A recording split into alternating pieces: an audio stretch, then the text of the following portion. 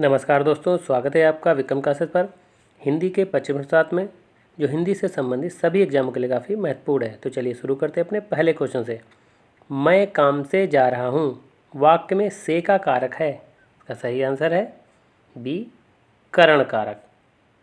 क्योंकि करण कारक जिसकी सहायता से कार्य संपन्न किया जाए, तो वो कार्य को स्वयं कर रहा है। वो कह रहा है मैं काम से जा रहा हूँ, तो वो स्वयं जा रहा है, तो इसलिए यहाँ पर करण कारक होगा।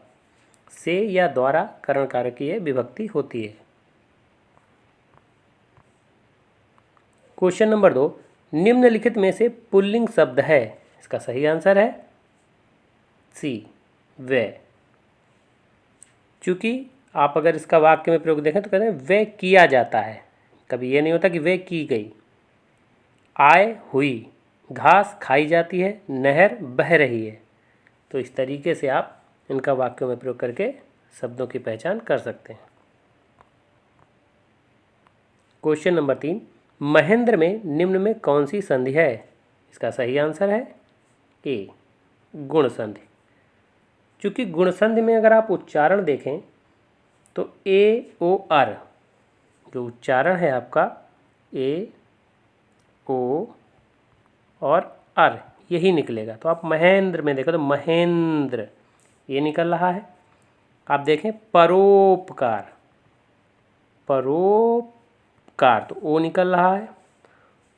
और महर्षि अगर आप देखें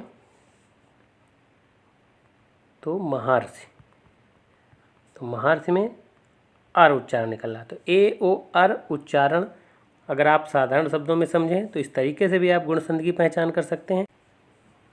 अगर आप महेंद्र का संधि विच्छेद करके देखें तो महा धन इंद्र होगा।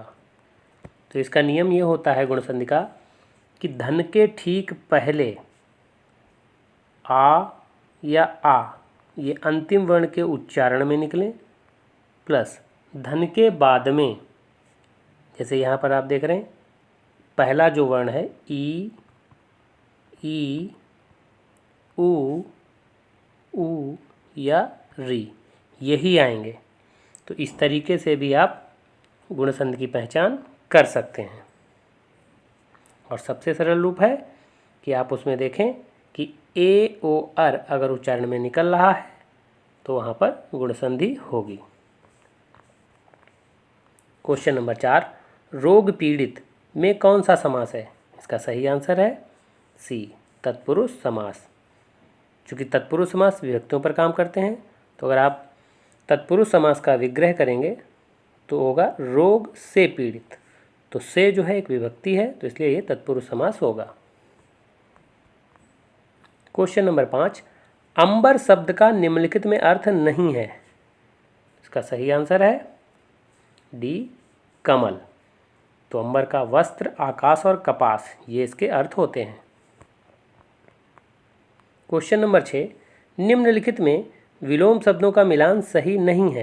इसका सही आंसर है सी, मित्रता सहपाठी। तो मित्रता का शत्रुता विलोम होता है।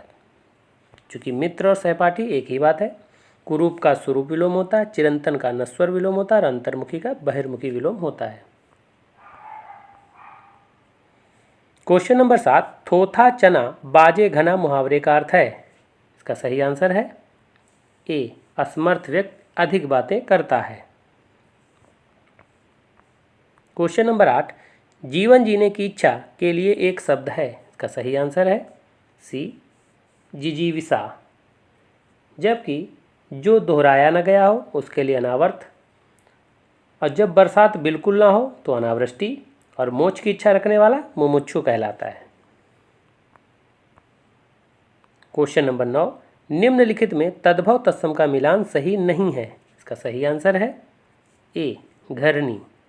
तो घरनी का जो तत्सम शब्द होता है वो होता है गृहिणी,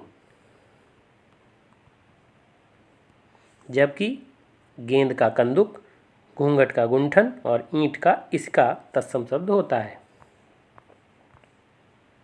क्वेश्चन नंबर 10, देख दशा रघुवीर की वृक्ष फूट फूट कर रोए निम्नलिखित में कौन सा अलंकार है। इसका सही आंसर है ए, मानवीकरण अलंकार। चूँकि मानवीकरण अलंकार में जहाँ निर्जीव वस्तु का वर्णन सजीव वस्तु की तरह किया जाए, तो आप अगर इस पंक्ति में देखें तो कह रहे हैं देख दशा रघुवीर की वृक्ष फूट फूट कर रोए। तो वृक्ष एक तरीके से निर्जीव वस्तु की बात कर रहे हैं और वो सजीव की तरह रो रहे हैं, तो इस तरीके से मानवीकरण अलंकार होगा। क्वेश्चन नंबर 11, अवलंब अविलंब शब्दों का सही अर्थ है। इसका सही आंसर है सी, सहारा शीघ्र। अवलंब का मतलब सहारा और अविलंब का मतलब शीघ्र, बिना विलंब के, तो इसीलिए शीघ्र होगा।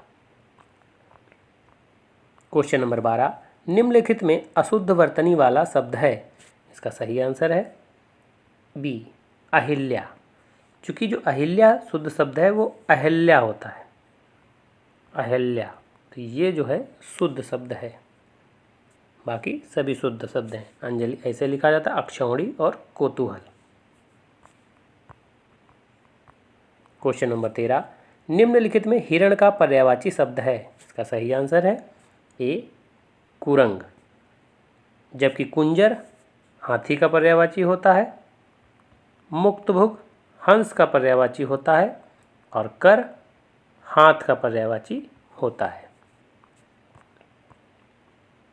क्वेश्चन नंबर 14, रमेश ने किताब लिखी होगी, निम्न में कौन सा काल है। इसका सही आंसर है ए, संदिग्ध भूत।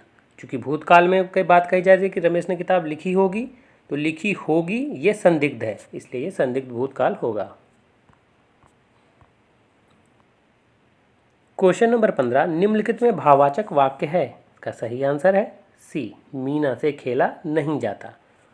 तो जहाँ पर भी वाक्य में नहीं शब्द लिखा होता है वहाँ पर भाववाचक वाच्य होता है।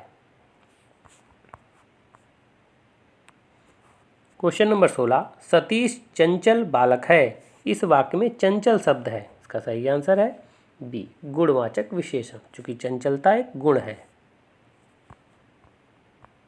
क्वेश्चन नंबर 17, समाचार शब्द का बहुवचन रूप है। इसका सही आंसर है ए, समाचार। चूँकि आप कभी भी देखते हैं तो कहते हैं समाचार पत्रों में ये बात लिखी है, तो समाचार पत्रों में, कभी ये नहीं कहते समाचारों पत्रों में लिखी है, इसलिए इसका समाचार बहुवचन होगा। क्वेश्चन नंबर 18, निम्नलिखित में पुल्लिंग शब्द है। इसका सही आंसर है ए, विधेयक। चूँकि विधेयक पारित किया जाता है, नदी बह रही है, दालचीनी खाई जाती है और घबराहट होती है। क्वेश्चन नंबर 19, कहावत शब्द में प्रत्यय है। इसका सही आंसर है डी, आवत। क्वेश्चन नंबर 20, चेचक किस भाषा का शब्द है। इसका सही आंसर है बी, तुर्की। क्वेश्चन नंबर 21, छा वर्ण किसके योग से बना है। इसका सही आंसर है का, धन, सा।